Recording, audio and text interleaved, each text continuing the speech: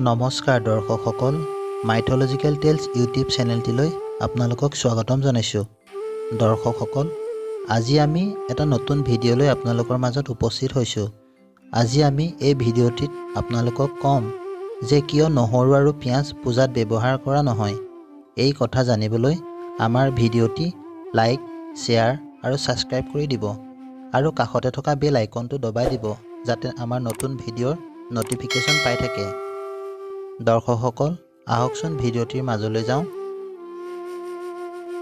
হিন্দু ধৰ্মত দেৱ-দেৱীৰ পূজাত নহৰু আৰু পিঁয়াজ ব্যৱহাৰ কৰা নহয়। কিন্তু আপোনালোকে কেতিয়াবা ভাবিছেনে আচলতে এনেকুৱা কিয়? এইটো ভিডিঅ'ৰ জৰিয়তে আমি আপোনালোকক ক'ম যে কিয় হিন্দু ধৰ্মৰ পূজাত নহৰু আৰু পিঁয়াজ ব্যৱহাৰ নহয়। আমাৰ হিন্দু ধৰ্মত অনেক নিয়ম প্ৰচলিত আছে। ঘৰত বহুতো নিয়ম আমি মানি চলোঁ। হিন্দু শাস্ত্ৰ অনুসৰি হিন্দু ধৰ্মত পিঁয়াজ আৰু নহৰু ভগৱানক অৰ্পণ কৰিবলৈ অনুমতি দিয়া নহয়। সেইবাবে এই দুয়োটাক কোনো ধৰণৰ ধাৰ্মিক কৰ্মত ব্যৱহাৰ কৰা নহয় আৰু ব্ৰততো খোৱা নহয়। আজি আমি জানিম যে হিন্দু ধৰ্মত কিয় পিঁয়াজ আৰু নহৰু ব্যৱহাৰ কৰা নহয়। আমাৰ হিন্দু শাস্ত্ৰত নহৰু আৰু পিঁয়াজৰ গছক আৱেগ আৰু অজ্ঞানতা বুদ্ধিৰ কাৰণ হিচাপে জনা যায়। শাস্ত্ৰ অনুসৰি যেনেকুৱা ধৰণৰ ভোজন আমি গ্ৰহণ কৰিব লাগে, নিৰামিষ হ'ব লাগে, যেনে গাখীৰ, ঘিউ, চাউল, আটা, দাইল ইত্যাদি। ইয়াৰ উপৰিও টেঙা, জ্বলা, নিয়মীয়া মিঠাই আদি বস্তুৰে নিৰ্মিত ভোজন।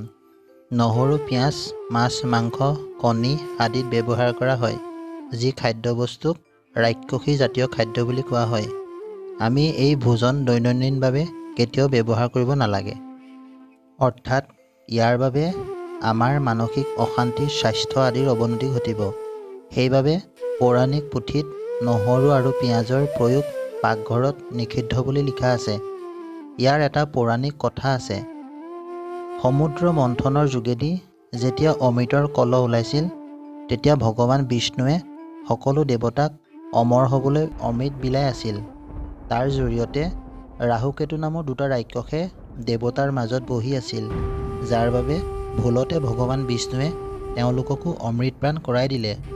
যেতিয়াই দেৱতাই সেই কথা গম পালে, তেতিয়া ভগৱান বিষ্ণুৱে নিজৰ সুদৰ্শন চক্ৰৰে তেওঁলোকৰ শিৰচ্ছেদ কৰি দিয়ে। শিৰচ্ছেদ হোৱা আগতেই অমৃতৰ কিছু পৰিমাণ তেওঁলোকৰ দেহৰ ভিতৰত গুচি গৈছিল।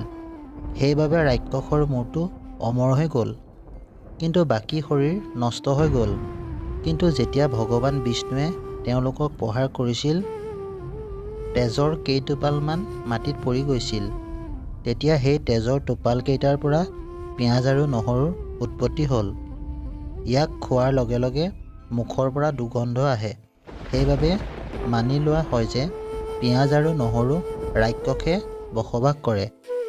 কিন্তু এইটোও সঁচা যে অমৃতৰ পৰা উৎপত্তি এই দুটা খাদ্যবস্তুৰ ৰোগ প্ৰতিৰোধ ক্ষমতাও প্ৰবল।